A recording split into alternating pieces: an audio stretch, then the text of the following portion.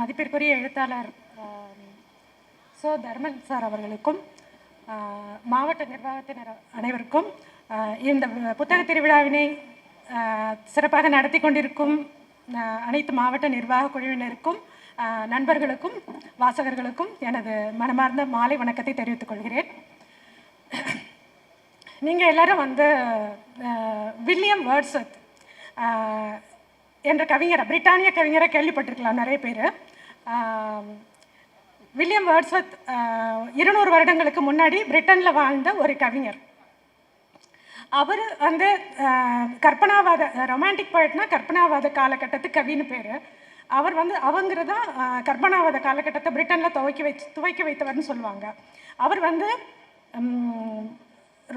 கூல்ரிட்ஜ், அவருடைய நெருங்கிய நண்பரான கூல்ரிட்ஜும் அவரும் சேர்ந்து எழுதிய கவிதைகள், லிரிக்கல் பேலட்ஸ், அதுதான் கற்பனாவாத காலகட்டத்தை துவக்கி வச்சுங்க.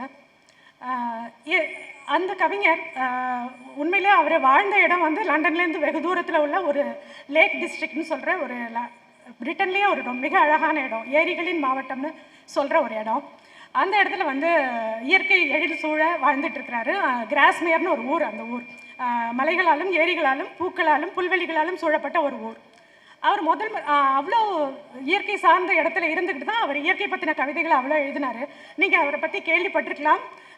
அதிகமாக நமக்கு ஞாபகம் வரக்கூடிய கவிதைகள்னால் I wandered lonely as a cloud, அது நம்ம பாடப்புத்தகத்திலேயே சாலிட்டரி ரீப்பர் நீங்கள் படிச்சிருக்கலாம்.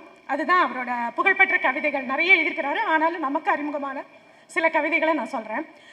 அவர் ஒரு நாள் லண்டன் ஒரு சந்தர்ப்பத்துக்கு லண்டன் வர வேண்டி இருக்குது. அந்த அவரோட சிற்றூர்லேருந்து லண்டன் வர வேண்டிய ஒரு நிர்பந்தம் இருக்குது. அதுக்காக லண்டனுக்கு வரார்.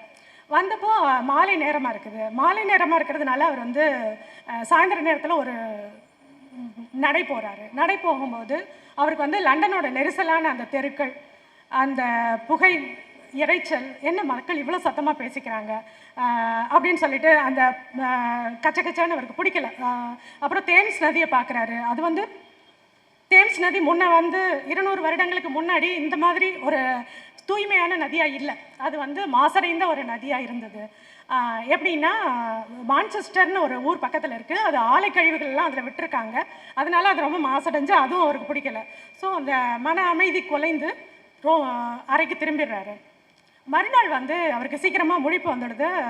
ஓவர் கோட்டை எடுத்து போட்டுக்கிட்டு அதே நதிக்கரையில் காலை நடை போகிறாரு. காலை நடை போகும்போது இருள் பிரியாத நேரம், மூடு பனி, ஒரு 10 அடி தூரம் கூட 10 அடி தூரத்தில் உள்ளது தான் தெரியுது. அதுக்கு மேலே எல்லாம் மறைச்சிருக்குது. அவர் லண்டன் அந்த தேம்ஸ் நதி மிக அழகிய பாலங்களால் ஆனதுன்னு சொல்லுவாங்க. ஒவ்வொரு பாலமும் ஒரு வகையான கட்டிடக்கலையால் இது பண்ணது. இவர் போகிற பாலத்துக்கு பேர் வெஸ்ட்மின்ஸ்டர் பிரிட்ஜ். அந்த பிரிட்ஜில் போயிட்டுருக்கிறார். போகும்போது சூரியன் உதிக்குது. சூரியன் உதிக்கும் போது அந்த கதிரொளிப்பட்டு மூடு பனி விலகும்போது ஒரு பனித்திரையை அப்படியே பனித்திரை மெதுவாக அந்த திரை விலகின மாதிரி அவருக்கு காட்சிகள் துலக்கமாக தெரியுது. துலக்கமாக தெரியும் போது ஒரு பெரிய பரந்த ஒரு திரையில் ஒரு பெரிய ஓவியம், அமைதியான, அவ்வளவு நாள் பார்த்த அத்தனை சந்தடி மிகுந்த அவருக்கு பிடிக்காத ஒரு லண்டன் மாநகரம் அப்படியே ஒரு பெரிய தூரிகையால் வரையப்பட்ட ஒரு ஓவியம் மாதிரி தெரிஞ்சது. இந்த காலை கதிரொலியில் அந்த லண்டன் அவருக்கு அவ்வளோ ஆழ்ந்த அமைதியை கொடுக்குது. அந்த பரவசத்தில் அவர் ஒரு கவிதை எழுதுகிறாரு. அது எப்படின்னா, லண்டன் மாநகரத்தில் அவர் first earth has not something to show more anything to show more fair அப்படின்னு ஆரம்பிங்க அந்த கவிதை. அந்த கவிதை பூமியில் இதை மாதிரி ஒரு அழகிய காட்சியை நான் பார்த்துருக்கவே முடியாது அப்படின்ற மாதிரி அந்த கவிதையோட முதல் வரி வரும். என்னென்னா, ஒரு பக்கம் மாட மாளிகைகள், அந்த கோபுரங்கள், தேவாலயங்களின் முகடுகள் எல்லாம் அந்த சூரிய ஒளியை வாங்கிக்கிட்டு பிரதிபலித்து வருது. இன்னொரு பக்கம் லண்டன் தேம்ஸ் நதி அந்த ஒளியை உள்வாங்கிக்கிட்டு ஒழுகி போகுது. இன்னொரு பக்கம் பரந்த வயல்களை பார்க்குறாரு. சாலையோரமாக உறங்கி அந்த வீடுகள் அந்த அமைதியில் தனக்குத்தானே உறங்கிட்டு ஒரு ஆழ்ந்த அமைதியில் உறங்குற மாதிரி அவருக்கு இருக்குது. ஒவ்வொரு காட்சிகளையும் பார்த்து அந்த காட்சிகள் அப்படியே வரிசையாக எழுதிட்டு வர்றாரு.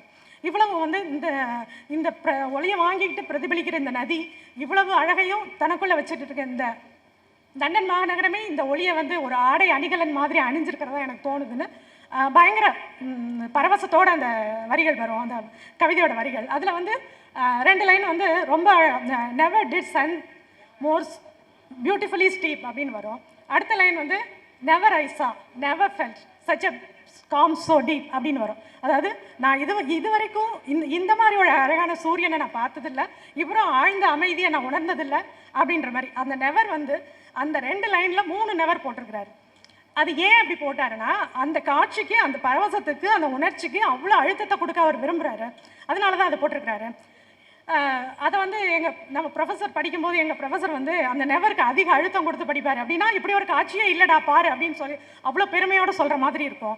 எப்படி நாள் பார்த்த லண்டன் வந்து அவருக்கு எப்படி மாறினதுன்றது அந்த அந்த தருணத்தில் அவர் அப்படி ஒரு கவிதை எழுதுகிறாரு. இது வந்து சாதா அழகை ஆராதிக்கிற கவிதையாக வந்து உங்களுக்கு தோணலாம். இது வரைக்கும் எனக்குமே அப்படி தான் தோணுச்சு. அதுக்கு கீழே 2 லைன் எழுதியிருப்பார். அதுதான் அதை இன்னும் ரொம்ப எனக்கு அணுக்கமானதாக ஆக்குச்சு. A mighty heart of the city is lying under அப்படின்னு போட்டிருப்பாரு.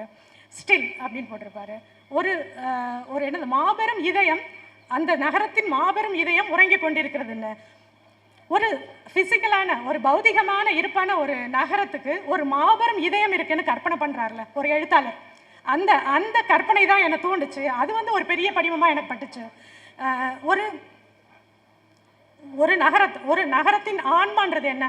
ஒரு நகரத்தை வந்து நில அளவுகளால், நம்ம எல்லைகளை வச்சு, இந்த ஊர் வடக்கால, இந்த ஊர் தெற்கால, இந்த ஊர் மற்ற எல்லைகளையும் அந்த லேண்ட்மார்க்ஸையும் வச்சு வகுக்கிறது மட்டும் ஊர் இல்லைல்ல. ஊருக்குன்னு ஒரு சாராம்சம் இருக்குது, ஊருக்குன்னு ஒரு ஆன்மா இருக்குது. அந்த ஆன்மாவை வந்து புனைவெழுத்தாளன் மட்டும்தான் தொட முடியும். இந்த கவிதை, இந்த 10 வரி கவிதை இதே லண்டன், அதே வெஸ்ட்மின்ஸ்டர் பிரிட்ஜில் நான் வந்து 2015 200 வருஷம் கழிச்சு நான் போனப்போ நான் பார்த்தது, அவர் காலை நேரம் பார்த்தாரு, நான் மாலை நேரம் போனப்போ எனக்கு இந்த வேர்ட்ஸோத்தோட வரிகள் தான் எனக்கு ஞாபகம் வந்துக்கிட்டே இருந்தது. அப்போது ஒரு புனைவெழுத்தாளன் அல்லது ஒரு கவிஞன் நான் அந்த கவிதை வழியாக நமக்கு என்னத்தை கடத்துறான். நான் வந்து வேர்ட்ஸோத்தோட வார்த்தைகளை தான் நான் யோசிச்சுட்டு இருந்தேன். வேர்ட்ஸோத்தோட கவிதையை தான் நான் மேலே யோசிச்சுட்டு இருந்தேன். அவர் கண் வழியாக நான் பார்க்குறேன்னு கூட எனக்கு தோணுச்சு. லண்டன் மாநகரத்தை நான் அப்படி தான் பார்த்துட்டு இருந்தேன். அப்போது ஒரு பெர்ஸ்பெக்டிவ், நம்மளோட பெர்ஸ்பெக்டிவே ஒரு 10 வரி கவிதை மாற்றிட முடியுது இல்லையா? அது புனைவெழுத்தாளன் கொடுக்குற அந்த நகரத்துக்கு அவன் கொடுக்குற ஒரு அடிஷன் தோணுச்சு. அவர் வந்து வெறும் அழகை மட்டும், காட்சி அழகை மட்டும் பார்க்கல. அதாவது மைட்டி ஹார்ட்ன்றது, அந்த நகரம் வந்து அவ்வளோ potential, the beauty of the potentiality of the சிட்டியையும் சேர்த்து பார்க்குறாரு. அந்த நகரம் எத்தனையோ பேருக்கு வாழ்வாதாரமாக இருக்குது இல்லையா? ஒரு நகரம் வந்து அவ்வளோ பரபரப்பான நகரம் வந்து அத்தனை பேருக்கு வாழ்வாதாரம், அதோட ஹிஸ்ட்ரியை பார்க்குறாரு, அதோட நினைவுகள், அதோட பழைய வரலாறு எல்லாமே சேர்ந்து தான் அவருக்கு அழகாக தெரியுது. வெறும் காட்சி அழகை மட்டும் அவர் சொல்லலை. அப்போது அந்த சாராம்சத்தோடு கூடிய ஒரு இதை தான் அந்த கவிஞன் தொடுறாரு. அதை தான் நான் வந்து சொல்ல விரும்புகிறேன். என்னோட வியூ பாயிண்டே மாற்றின ஒரு கவிதை இது. இப்போ வந்து ஒரு ஊர் இலக்கியத்தில் ஒரு ஊர் படிக்கிறேன். நான் வந்து எழுத்தாளர் சுந்தரராம் சமயம் நீங்கள் கேள்விப்பட்டிருப்பீங்க. அவர்கிட்ட நான் ஒரு சந்தேகம் கேட்டேன். அப்போ வந்து அவர் எங்கள் ஊர் தான், நாகர்கோவில் தான். அப்போ கேட்டப்போ, சார் வந்து நான் கும்பகோணம், தஞ்சாவூர் எல்லாம் எங்கள் ஊர் பக்கம்தான். அது நான் புழங்கியிருக்கேன், போயிருக்கேன். ஆனால் வந்து ஜானகிராமன் கொடுக்குற கும்பகோணம் பற்றின பிக்சர்ஸ், அந்த சித்திரங்கள் வந்து இன்னும் அழகாக இருக்குது. நான் நிஜத்தில் பார்க்குற கும்பகோணத்தை விட அது ரொம்ப அழகாக இருக்குது. எனக்கு அந்த கும்பகோணம் தான் பிடிச்சிருக்கு. ஏன் இப்படி என்ன பண்ணுற, என்னத்தினால இப்படி நமக்கு இந்த ஃபீல் வருதுன்னு நான் சுந்தரராமசாமி சார்ட்டு கேட்டேன். அப்போது அவர் சொன்னார், அது நீங்கள் ஒரு குறிப்பை வச்சுட்டு, ஒரு புனைவெழுத்தாளர் எழுதின குறிப்பை வச்சுட்டு அந்த ஊரை போனீங்கன்னா உங்களுக்கு ஏமாற்றம் தான் மிஞ்சும். அந்த மாதிரி இருக்காது அந்த ஊர். அது என்ன பண்ணுறான்னா, ஒரு ஊருக்கு 2 பிம்பம் இருக்குன்னு சொல்கிறாரு. ஒன்று நிஜமான ஊர், இன்னொன்று புனைவெழுத்தாளன் கொடுக்கக்கூடிய அந்த இன்டர்பிரிட்டேஷனால் வந்தது. இது 2ம் இணைஞ்சு தான் உங்களுக்கு வந்து ஒரு ஊராக வந்து உங்களுக்கு ஒரு ஊராக உங்களை வந்து அடையிறது அந்த ஃபீலிங் தான். அதை தான் நீங்கள் பார்க்குறீங்க அப்படின்னு சொன்னார். ஒரு 3D கண்ணாடியை எடுத்துகிட்டு பார்க்குற மாதிரி தான். 3D கண்ணாடியை எடுத்துகிட்டு பார்த்தோன்னா 2 பிம்பம் தனித்தனியாக தெரிகிற மாதிரி இருக்கும். அதை போட்டுட்டு பார்த்தோன்னா 2 பிம்பம் ஒன்றா தெரியுதுல்ல. ஒரு சாமானிய மனுஷனுக்கே ஊர் வந்து சாதாரண எல்லைகளாலான ஊரா? இப்போ இந்த திருநெல்வேலிக்காரங்க இருக்கீங்க, ஒவ்வொருத்தவங்களுக்கும் ஒவ்வொரு திருநெல்வேலி, அது திருநெல்வேலி ஒவ்வொன்றா பொருள்படும் இல்லையா? நீங்கள் வந்து ஒரு ஃப்ரெண்டோட போய் ஒரு டீ கடையில் டீ குடிக்கிறீங்கன்னு வச்சுக்கோங்க. அது காலகாலமாக ஒரு 7-8 வருஷமாக குடிச்சிட்டு இருக்கீங்கன்னா அந்த இனிமையான நினைவுகள், அனுபவங்களோடு சேர்ந்து அந்த டீ கடை அவ்வளோ ஸ்பெஷலாக இருக்கும் உங்களுக்கு. இன்னொருத்தன் போகிறவன், பாசிங்காக போகிறவங்க வந்து அந்த டீ கடை 10 டீ கடையில் ஒன்று தான் அவனுக்கும் இல்லையா? அப்போ அதில் என்ன ஆட் ஆகுது? உங்களோட அனுபவமும் அந்த நினைவுகளையும் அதில் சேர்த்துக்கிறீங்க. அப்போ ஒரு ஊர்லேயோ, ஒரு இடத்துலையோ, ஒரு சாலையிலையோ அது ஓவர்லேப் ஆகிறது அந்த ஃபீலிங் தான். அதை தான் அது சாராம்சம்னு சொல்கிறோம். இந்த சாராம்சம் தான் புனைவிலக்கியவாதிகள் தான் இதை கொடுக்க முடியும். கவிஞர்களோ புனைவிலக்கியவாதிகளோ. ஏன் புனைவிலக்கியவாதிகள் மட்டும் அவங்களால மட்டும்தான் ஏன் இதை தொட முடியுது அப்படின்னு கேட்டால், சாதாரண மனிதர்கள் என்ன பண்ணுவோன்னா, ஒரு ஒரு காட்சியை பார்க்குறோம், ஒரு பாசிங்கில், அதாவது நம்ம வந்து அதுக்கும் வந்து சுந்தர ராமசாமி சாரோட வேர்டை தான் நான் கோட் பண்ணணும். பழக்கத்தின் பாசியை படிய விடாதே அப்படின்னு ஒரு வாக்கியம் சொல்லுவார். பழக்கத்தின் பாசியை படிய விடாதேன்னா நம்ம வந்து ஒரு மாதிரி புழங்கின ஒரு நம்ம வீட்டிலேருந்து வெளியில் போகிறோம், முற்றத்தில் பார்க்குறோம், முற்றத்தில் வந்து செம்பருத்தி பூத்துருக்கும், எத்தனையோ பூக்கள் பூத்துருக்கும், அந்த சாலை போகிறோம், டெய்லி போகிற சாலை. அப்போ நம்ம என்ன பண்ணிடுறோம்னா அந்த காட்சிகளை பிளர் பண்ணிடுது நம்ம மைண்டு வந்து. அது வந்து அன்லஸ் அது வந்து ஒரு வித்தியாசமான காட்சி இருந்தால் தான் அது நம்ம நோட்டீஸ்க்கே வரும், நம்ம கவனத்துக்கே வரும். அல்லாமல் அந்த தெருவை நம்ம பாஸ் பண்ணி போயிட்டே இருப்போம், வருஷ காலமாக போயிட்டு இருப்போம், ஒன்றத்தையும் பார்க்காம. இந்த பிளர் பண்ணுறது இருக்குல்ல, இந்த கூர்மையை வந்து நம்ம வந்து ஒரு மாதிரி தீட்டிக்காமல் அதை இதாக்கிறோம். அந்த என்ன சொல்கிறது, பழக்கத்தின் பாசி படிஞ்சிடுது அந்த மைண்டில். அது படியாமல் இருக்கிறது தான் ஒரு எழுத்தாளன் அந்த பழக்கத்தின் பாசியை படிய விட மாட்டான். அதை வந்து அவன் நுண்ணுணர்வை கூர்த்திட்டு அதான் சென்சிபிலிட்டின்னு சொல்கிறாங்க. அந்த புனைவெழுத்தாளனுக்கு உள்ளது அந்த சென்சிபிலிட்டி. அந்த சென்சிபிலிட்டியில் தான் அவன் வந்து அந்த நுண்ணுணர்வு இருக்கும்போது தான் அவன் ஒவ்வொன்றத்தையும் கவனிக்கிறான். இப்போ வண்ணதாசன் சார் நம்ம திருநெல்வேலி கல்யாண்ஜி கவிதைகளை எடுத்துக்குவோம். அவருக்கு எப்படி ஒரு சிமெண்ட் பெஞ்சில் ஒரு வாடின பவழமல்லி கிடக்குது, அதை பற்றி அவருக்கு எழுதணும்னு தோணுது இல்லையா? அது மட்டும் இல்லை, ஈவன் அந்த சாக்கடையில் கிடக்கிற பவழமல்லி கூட அவருக்கு அவ்வளோ அழகாக தெரியுது. எப்படி தேம்ஸ் நதி வேர்ட்ஸ்வர்த்துக்கு அவ்வளோ அழுக்காக ஓடிக்கிட்டு இருந்த தேம்ஸ் நதி அந்த சூரிய ஒளியை வாங்கிட்டு அவ்வளோ அழகாக தெரிஞ்சதோ, அதே மாதிரி தான் ஒரு சாக்கடையில் கிடக்கிற பவளமல்லி கூட ஒரு புனைவெழுத்தாளனுக்கு, ஒரு கவிஞனுக்கு அழகாக தெரியுது. அந்த ஒரு மைண்ட் இருக்கு இல்லையா, எல்லாத்தையுமே ஃப்ரெஷ்ஷாக பார்க்குற மைண்ட், அதை தான் புனைவெழுத்தாளன் தக்க வச்சுக்கிறான். அதனால தான் ஒவ்வொன்றுமே நம்ம வந்து அவங்க சொல்லும்போது அந்த சாராம்சம் நமக்கு வருது. இப்போ நான் திருநெல்வேலியை நான் பார்த்ததே இல்லைன்னா நெல்லையப்பர் கோயில் போயிருக்கேன், பாளையங்கோட்டை சர்ச் பார்த்துருக்கேன், நம்ம தாமிரபரணி போகிற போக்கில் நம்ம ஊருக்குள்ளெல்லாம் போய் நான் பார்த்ததில்ல. ஆனால் எனக்கு தேரடி தெரு தெரியும், வாகேடி முக்கு, லாலச்சத்திர முக்கு, குறுக்குத்துறை மண்டபம், தாமிரபரணியை பற்றி அழகான சித்திரங்கள் சோ தர்மன் சார் வந்து நிறைய சித்திரங்களை எழுதியிருக்காங்க. அவங்க திருநெல்வேலி பற்றி எழுதியிருக்காங்க. சொரிமுத்து ஐயனார், இதெல்லாம் அவரோட படைப்புகளை படித்து தான் நான் தெரிஞ்சுக்கிட்டேன். எனக்கு இப்போ திருநெல்வேலி மிக அணுக்கமான ரொம்ப நல்லா தெரிஞ்ச ஊராக இருக்கிறது அந்த புனைவுகள் வழியாக தான். அந்த புனைவுகள் நம்ம வந்து என்னத்தை தருதுன்னா, இது ஒரு ஊரை மட்டும் தரலை, நம்ம ஒரு ஊருக்குன்னு ஒரு கேரக்டர் இருக்கு இல்லையா.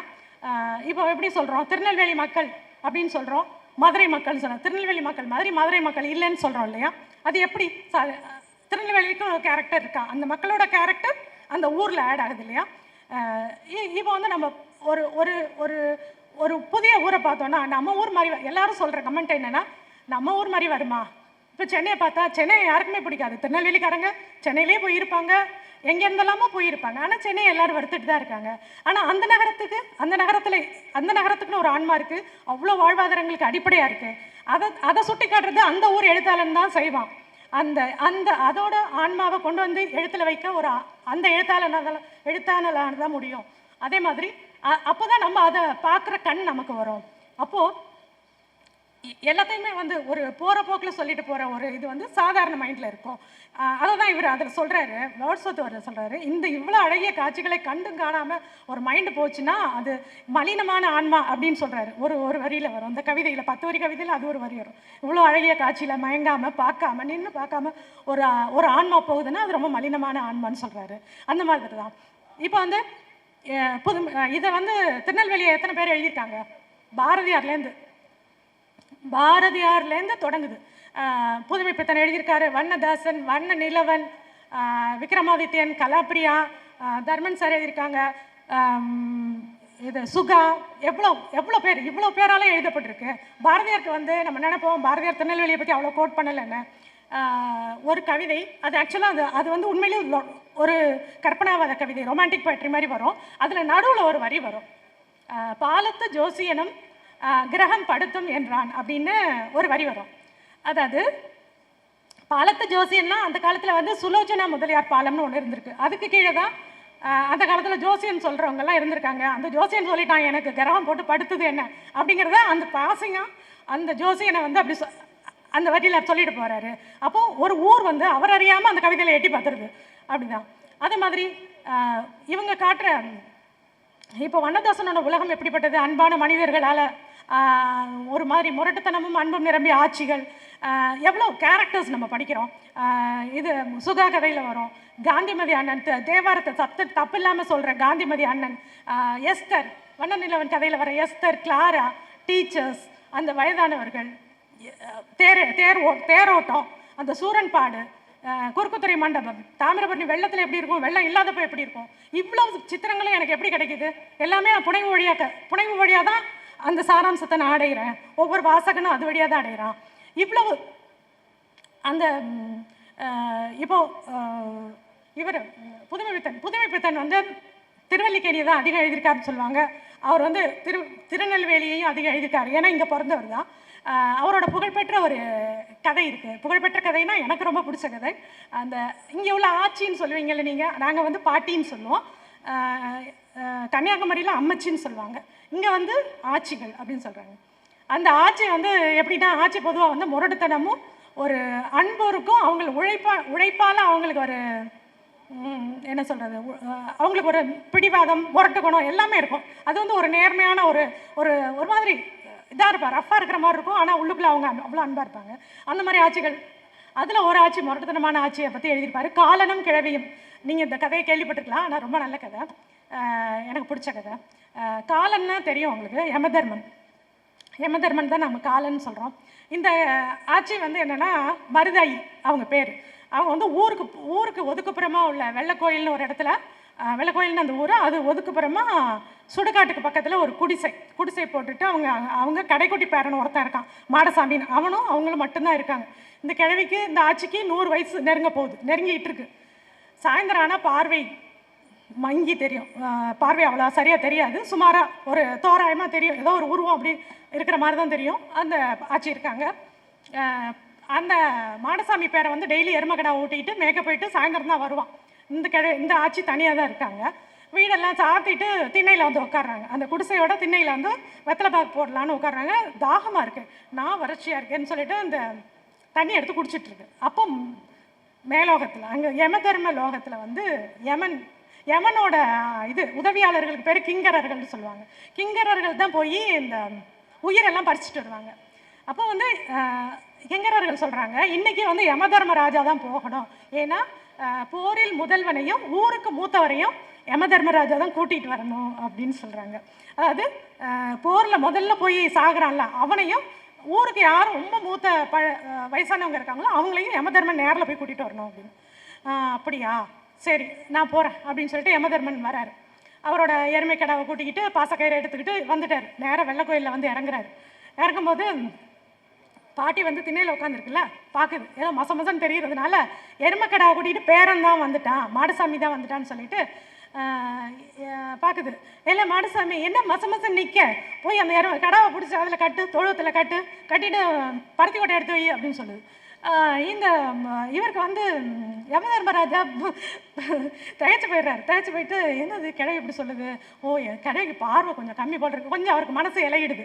சரி செய்வோம், சொன்னதை செய்வோம்னு சொல்லிட்டு பருத்தி கொட்டையெல்லாம் எடுத்து அந்த எருமைக்கடாவுக்கு கட்டிட்டு வைக்கிறாரு. வச்சோன்னே சரிண்ணா எப்படி நின்னோன்னே நான் வந்து அப்படின்னு சொல்ல ஆரம்பிக்கிறாரு. நான் உன் பேரன் இல்லை அப்படின்னு சொன்னோன்னே, பேரன் இல்லை என்ன உளர்ற, சரி முகத்தை என்ன மூஞ்செல்லாம் கழுவிட்டு வந்து உட்காரு அப்படிங்குது. இல்லை நான் உன் பேரனே இல்லை, நான் வேற அப்படின்னு சொல்லிட்டு சொல்ல வராரு. ஏன்னா இன்றைக்கும் கல்லுக்கடையில் போய் மாந்திட்டு வந்துட்டியா நீ, உங்கள் தாத்தா ஒருத்தர் இருந்தான் இப்படி தான் கல் குடிச்சே போய் சேர்ந்தான் சீக்கிரமே, அது மாதிரி ஆயிட்டியா நீ அப்படின்னு சொல்லுது. அதனால் ஐயோ இந்த கிளைக்கு எப்படி புரிய வைக்கிறதுன்னு நினச்சிட்டு இருக்கும்போது இது சொல்லும், இந்த கையில் வந்து பாசக்கயிறு வச்சுருப்பார்ல, அந்த கயிறை எங்கெல்லாம் பிடிச்சா, அந்த கயிறு நல்லா இருக்குதே, அந்த ஓலையெல்லாம் கட்டி வைக்கலாம், அந்த இரவானத்தில் கட்டு அப்படின்னு சொல்லுது. சொன்னோன்னே இந்த யமனுக்கு அதெல்லாம் மறுக்க முடியாது. சரி சொல்கிறத செய்வோன்னு திரும்ப இரவானத்தில் பாசக்கயிறை கட்டி வச்சுட்டு சரி இனிமேலாவது நம்ம சொல்லி ஆகணும் அப்படின்னு சொல்லிட்டு நம்ம சுய உருவத்தை எடுப்போம், அப்போ தான் அந்த பாட்டிக்கு மனசில் வரும் அப்படின்னு சொன்னோன்னா உட்காருங்குது. இல்லை அப்படின்னு சொல்லிட்டு சுய உருவத்தை எடுக்கிறாரு. அது இந்த குடிசையோட முகடெல்லாம் தாண்டி போயிட்டுருக்கு. போனோடனே அந்த உருவத்தை பார்த்தோன்னே இதுக்கு புரிஞ்சிச்சு, சரி ஏதோ நம்ம பேரம் இல்லைன்னு. அப்போ தான் அது ஒத்துக்கிட்டு சரி நீ யார் அப்படின்னு கேட்குது. நான் தான் யமதர்மராஜா. சரி நீ எதுக்கு வந்த, நான் உன் உயிரை எடுக்க வந்தேன், ஏன்னா ஊருக்கு மூத்தது நீ தான், உன் உயிரை நான் தான் எடுத்துகிட்டு போகணும். ஓ அப்படியா, சரி சரி, நீ உட்காரு முதல் பக்கத்தில் அப்படின்னு சொல்லுது. அவர் வந்து உட்காரும் போது உருவம் சுருங்கிடுது. சொன்னோன்னே பக்கத்தில் உட்காந்துட்டு உயிரை எடுக்க வந்தியா, சரி அந்த வெத்தலை சருவத்தை இப்படி தள்ளு அப்படிங்குது ரொம்ப கேஷுவலாக. சரின்னு வெத்தலை சருவத்தை அப்படி தள்ளி கொடுக்குறாரு. அவர் சொல்கிறதெல்லாம் இவர் செய்கிறாரு. என்ன உயிரை நீ எடுக்க வந்த, ஏன் உயிரை அந்த ஒரு எருமக்கடாவை பிடிச்சி ஒழுங்காக கட்ட தெரியுதா உனக்கு, அந்த ஆளை அத்துக்கிட்டு போகுது அது, அதை ஒழுங்காக கட்ட தெரியாமல் நீ உயிரை எடுக்க வந்துட்டியா நீ அப்படின்னு சொல்லுது. என்னடா பண்ணுறது, பாட்டிக்கிட்ட மாட்டிக்கிட்ட அப்படின்னு சொல்லிட்டு, சரி நீ என்ன செய்வ, நீ என் உயிரை தானே எடுக்க முடியும், என் நினப்பையோ நான் வாழ்ந்த வாழ்க்கையோ நான் புழங்கின பாத்திரங்களையோ எல்லாத்தையும் எடுத்துகிட்டு போக முடியுமா, என்னோடய உடம்பை தான் உன்னால் எடுத்துகிட்டு போக முடியுமா, ஒன்றா மாற்ற தான் முடியும், என்னை வந்து உன்னால் அழிக்க முடியாது, ஒன்றா மாற தான் செய்யணும், தத்துவமாக பேசுது பாட்டி. என்ன பயங்கர ஃபிலாசபிக்கலாக போகுதுன்னு சொல்லிட்டு யமதர்மன் வந்து இவ்வளோ தத்துவார்த்தமாக இருந்தோன்னா அவரே மிரண்டுட்டு சரி அப்படின்னு சொல்லிட்டு, நம்ம வந்து மார்க்கண்டையன்ட்ட தான் இது வரைக்கும் தோற்றுருக்கோம், இப்போ வந்து இந்த கிழவிகிட்டையும் தோத்துட்டோன்னு சொல்லிட்டு அப்படியே திரும்ப பாசக்கயிறு அறுத்துட்டு எருமையை திருப்பிட்டு போயிடுறாரு. அந்த பாட்டி உயிரை எடுக்கலை, அவர் போயிடுறாரு. இந்த ஆட்சி அப்படியே உட்காந்துருக்கு. அவங்க மேடசாமி உண்மையான பேரன் வர்றான். வந்தோடனே என்னடா பருத்தி கொட்டையெல்லாம் வச்சுருக்குது, பாட்டி என்ன கொஞ்சம் விவரமாக இருக்கேன்னு சொல்லிட்டு கேட்டோன்னே, இந்த மாதிரி யமதர்ம ராஜா வந்தான், என் உயிரை எடுக்கணும்லாம் சொன்னான்னா இந்த கதையெல்லாம் அவன் நம்பலை, புத்தி பேதலிச்சிருச்சு பாட்டிக்குன்னு சொல்லிட்டு, அந்த இரவானத்தில் அந்த கயிறை கட்டியிருக்கானா பாரு, எடுத்துகிட்டு போயிட்டானான்னு பாருன்னு கேட்குது. அவன் அங்கே பார்க்குறான், கயிறுக்கு இருந்தது, அப்போ உண்மையாக இருக்குமோ, அவனுக்கு நம்பவும் முடியலை, நம்பாமல் இருக்கவும் முடியலை, அப்படியே குழம்பி நிற்கிறான். இந்த கதை இப்படியே முடியுது. யமனே திருப்பி அனுப்பின பாட்டி ஆட்சி. அது வந்து புதுமைப்பித்தனோட கதை. இது வந்து ரொம்ப ரொம்ப ரொம்ப அழகான கதை. அதே மாதிரி வண்ணதாசனோட ஒரு நிலைக்கதை நீங்கள் படிச்சிருப்பீங்க. நிலைக்கதை வந்து அந்த தேரோட்ட அந்த திருவிழாவோட இதை வந்து திருநெல்வேலிக்கே பிரத்யேகமான தேரோட்டம், அதை பற்றின சொல்கிற கதை. அது எப்படின்னா, ஒரு கோமுன்னு 12 வயசு பொண்ணு தான் ஒரு வீட்டில் வேலைக்கு இருக்குது. கோமுன்னு கூப்பிடுவாங்க. எல்லா வேலையும் அது தலையில் கட்டுவாங்க, நல்ல சாப்பாடு போடுவாங்க. பட் அந்த எல்லா வேலையும் செய்யும், தண்ணி எடுத்து வைக்கும், மூட்டத்தை தூக்கும், புறவாசலை கழுவும், கண்ணுக்குட்டியை பார்த்துக்கும், உங்கள் துணி எடுத்து வைக்கும், எல்லா வேலையும் கடைக்கு போடுறது எல்லா வேலையும் பண்ணுது. 12 வயசு அது பொண்ணு தான், அது குழந்த மாதிரி தான் இருக்கும். அதை வந்து அன்னைக்கு தேரோட்டம், பௌர்ணமி தேரோட்டம், எல்லாரும் வீட்டில் உள்ளவங்க எல்லாரும் கிளம்புறாங்க. இவளுக்கு ஆசையாக இருக்குது தேரோட்டம் பார்க்குறதுக்கு. இவருக்கு வந்து இவங்க வீடு முடுக்கில் இருக்கிறதுனால ரோட்டில் நிறைச்சி ஜனம் போயிட்டே இருக்குது. எல்லா ஜனமும் ரோட்டில் தான் நிற்கிதான். பலூன்காரன் போகிறான், மிட்டாய்க்காரன் போகிறான், ஒன்றுமே பண்ண முடியலேன்னு இந்த பொண்ணுக்கு ரொம்ப தவிப்பாக இருக்குது. அவங்க விட்டுட்டு போயிடுறாங்க. நீ ஒரு மூத்த ஆச்சு படுக்கையிலே கிடக்கு, நீ காவலுக்குறன்னு சொல்லிட்டு போயிடுறாங்க. இந்தந்த வேலையெல்லாம் செஞ்சு வைக்கணும், தண்ணி எடுத்து வைக்கணும், எல்லாம் சொல்லிட்டு போயிடுறாங்க. சொல்லிட்டு போனோன்னே இவன் எல்லாத்தையும் செஞ்சு முடிச்சுட்டு இவளுக்கு படபடப்பாக இருக்குது. இன்றைக்கி என்ன பண்ணுறது, நம்ம எப்போ போகிறது, இவங்க எப்போ வருவாங்க, நம்ம எப்போ போய் பார்க்குறதுன்னு ஒரே இதாக இருக்குது. எதிர்த்த வீட்டில் ஆளை காணோம், டெய்லர் காணோம், யாரையுமே காணோம். அப்புறம் மச்சில் இருந்துட்டு ஏன் நீ போகலையாட்டி கோமுன்னு கேட்குறாங்க. நான் போகலை அப்படின்னு சொல்லிட்டு பேசாமல் உள்ளே வந்து உட்காந்து அவளுக்கு இருப்பு கொள்ளலை. திண்ணையில் போய் உட்கார்றா. திண்ணையில் போனால் அந்த தூண்களோட நிழல்லாம் பார்த்து பயமாக இருக்குது. திரும்ப உள்ளே வந்துடுறான். அப்போ அந்த ஆச்சி லைட்டை போடுறான். அந்த ஆச்சி கேட்குது, நீ போகலையா கோமுன்னு கேட்குது. அது எப்போவுமே தோணுன்னு வேறு பேசிகிட்டு இருக்கும். இன்றைக்கி பார்த்து நீ போகலையா, நீ போயிட்டு உன்னை விட்டுட்டு போயிட்டாங்களா. அந்த ஆட்சிக்கே கொஞ்சம் இறக்கம் வந்துடுது. நீ போ, நான் தனியாக தானே இருக்கேன், நான் பார்த்துக்கிறேன், நீ போயிட்டு முதல்ல பார்த்துட்டு வா அப்படின்னு சொல்லுது. இவன் அவங்கள விட்டுட்டு போகிறதுக்கு ரொம்ப தயங்கிட்டு இருக்கும்போது அவங்கெல்லாம் வந்துடுறாங்க. தேரோட்டம் பார்த்துட்டு வந்துடுறாங்க. பார்த்துட்டு வரவங்க, ஐயோ இன்னைக்கு தேர் வந்து ஒரே நாளில் நிலைக்கு வந்துருச்சா, அவ்வளோ அழகாக குழந்தை ஓடி வர மாதிரி வந்துச்சு, அப்படி வந்துச்சு, நிறச்சி தானோ, எல்லாத்தையும் சொல்லி பெருமிதமாக சொல்லிட்டு வர்றாங்க. இவளுக்கு அப்படியே மனசு பொங்கிக்கிட்டு இருக்கு. இவளை பற்றி கண்டுக்கல, இவள் போகிறத பற்றி அவங்க யோசிக்கலை. சரி நீ போய் இந்த இதுக்கு வந்து பொரிகடலை வாங்கிட்டு வா, சட்னி அரைக்கணும்னு சொல்லிட்டு காசு கொடுத்து அனுப்புகிறாங்க. அதான் கிடச்சாச்சு அப்படின்னு சொல்லிட்டு அவசரமாக ஓடுறா தேரை பார்க்க. அந்த காசையும் வாங்கிட்டு பொரிகடலையும் வாங்கிட்டு போய் நின்று பார்க்குறா. தேர் நிலைக்கு வந்துருச்சு. நிலைக்கு வந்த தேரை பார்க்குறா. இந்த கதை பேரே நிலை தான். நிலைக்கு வந்த தேரை பார்த்தோன்னே அவளுக்கு அப்படியே அந்த வீதியில் ஒரு காக்கா குருவி கூட இல்லை, வெறும் தேரும் அவளும் மட்டும்தான். அதை பார்த்துட்டே நிற்கிறா. அப்படியே பின்னாடி வரா. பல கோணங்களில் பார்க்குறா.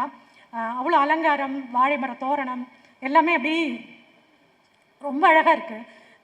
அதில் அந்த கட்டின குதிரைகளில் வெள்ளை குதிரை அவளுக்கு ரொம்ப பிடிக்குது. இந்த குதிரையில் ஏறினா அப்படியே மானத்தில் பறக்கலாம்ல அப்படின்லாம், சின்ன குழந்தை தானே அது, அப்படிலாம் கற்பனை பண்ணிவிட்டு சரி இதை அந்த வடத்தை பிடிச்சி இழுக்கலான்ட்டு அதை தூக்க முடியலை. தொட்டு கும்பிட்டுட்டு அப்படியே பார்த்துட்டே அப்படியே பின்னாடியே வந்து பார்க்குறான். தேர் வந்து அவளையே பார்த்து கொண்டிருந்தது அப்படின்னு முடிப்பார் அந்த கதையை. அதாவது கோமு எல்லாத்தையும் பார்த்துட்டான், அது நின்ற தேர் தான், ஆனால் அவள் தேரோட்டத்தையும் பார்த்துட்டா, அது வர்ற தேரையும் பார்த்துட்டா. அதாவது என்ன சொல்லுவாங்கன்னா, கண்ட தேரை விட காணாத தேர் அழகுன்னு ஒரு சொல் உண்டு சொல்லுவாங்க. அது மாதிரி அந்த அந்த அந்த காட்சியை அவள் கண்டுட்டான். அதை தான் அந்த கதையில் சொல்ல வர்றாரு. இது வந்து தமிழின் ஒரு 50 சிறுகதை சிறந்த சிறுகதைன்னு எடுத்தால் இது ஒன்று வரும். அந்த மாதிரியான ஒரு நல்ல கதை. அப்புறம் வேறு யாரெல்லாம் எழுதியிருக்காங்கன்னா, சுகா வந்து விஞ்சய் விலாஸ் பற்றி எழுதியிருக்காங்க. அதெல்லாம் வந்து இந்த விகடன்லேயே தொடராக வந்துச்சு. இங்கே உங்கள் ரைட்டர் தெரியும் உங்களுக்கு. அடுத்தது வந்து விக்ரமாதித்யனோட ஒரு கவிதை, அதை நான் படிச்சுட்டு சொல்கிறேன். அது வந்து எப்படின்னா, அதாவது தினமும் போகிற கோவில் வந்து நமக்கு எப்படி ஆகும்னா, ரொம்ப அந்த தெய்வம் வந்து நமக்கு ரொம்ப பழக்கமான தெய்வம் ஆயிடும். காந்திமதி நெல்லையப்பர்னு அப்படி உரிமையோட கூப்பிடுற மாதிரி ஆகிடும் இல்லையா? இப்போ எனக்கு இஷ்ட தெய்வம் முருகன், நான் குமாரவேல் முருகனை பார்த்தா முருகா என்னையாச்சும் பண்ணு அப்படி ஒற்றைப்படையில் தான், ஒருமையில் தான் நான் கூப்பிடுவேன். அந்த மாதிரி தான் இருக்கும். அந்த இதுதான் இந்த கவிதையில் வர்றது. நான் சொல்கிறேன். காந்திமதி. முத்தொள்ளாயிரமே போதுமென்றான் பித்தன், திருமந்திரமே மதி என்றான் சித்தன். சித்தன் பித்தன்லாம் சிவனோட வேற வேற பேர் தான். குற்றால குறவஞ்சி தான் பிடிக்கும் என்றான் கோமகன், சிலப்பதிகாரம்தான் விருப்பம் என்றான் தென்னவன், சங்கம்தான் சாலவும் நன்றென்றான் அத்தன், நெல்லையப்பரிடம் சொல்லி சிரித்து கொண்டாள் காந்திமதி. இது வந்து விக்ரமாதித்தன் அவர்களோட கவிதை.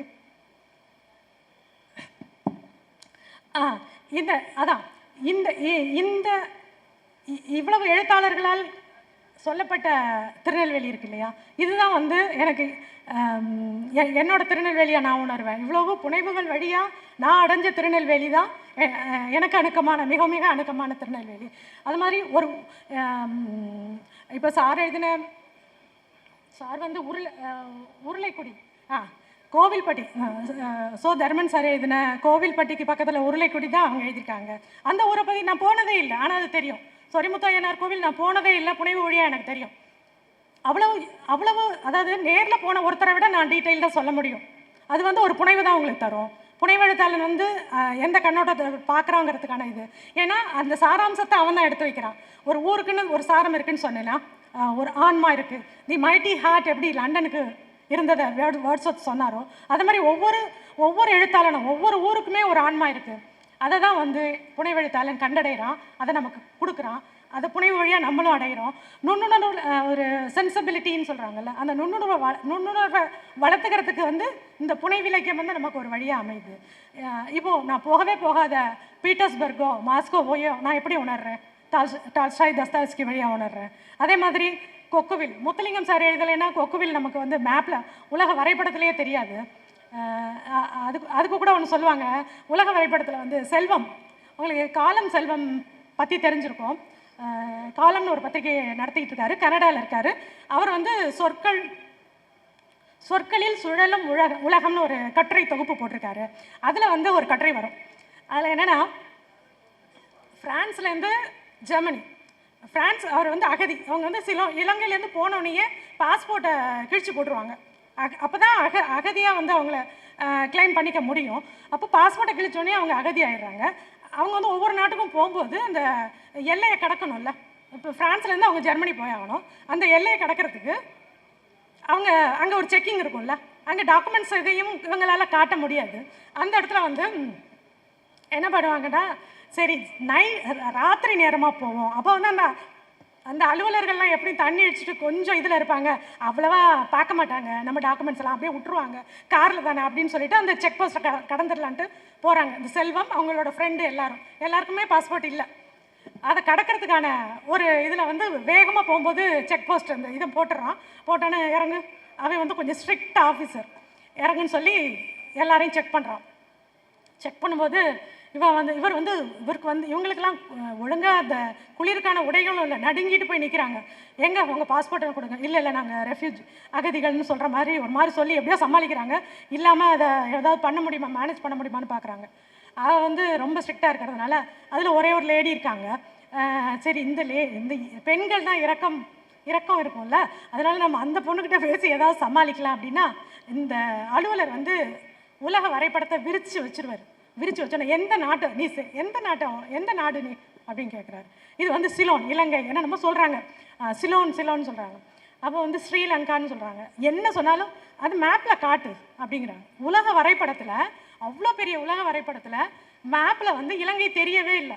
நம்ம இந்தியா போடும்போது இலங்கையே குட்டியாக இருக்கும், நம்ம இந்தியா வரைபடத்துலேயே. உலக வரைபடத்தில் இலங்கையே காணும். இவங்க வந்து 4-5 வருஷம் வேற, இவங்க ஃப்ரான்ஸுக்கு போய் 4-5 வருஷம் ஆயாச்சு. ஐயோ இலங்கையை ஒரு வேளை கடல் கொண்டு போயிடுச்சா அவர் சொல்லுவார்.